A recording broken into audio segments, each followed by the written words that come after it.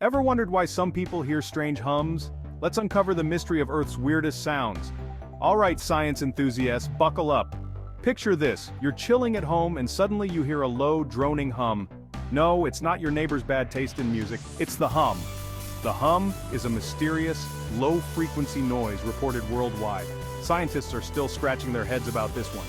Some think it's due to industrial equipment, while others blame aliens? Ever heard of the Taos hum? Named after the town in New Mexico, this hum drives folks bananas. Some think it's geological, others say it's an auditory hallucination. And don't get me started on the bloop, an ultra-low frequency sound detected in the ocean. Spoiler alert, it wasn't a giant sea monster, it was actually the sound of icebergs cracking. Earth's got a lot of strange noises that keep us guessing.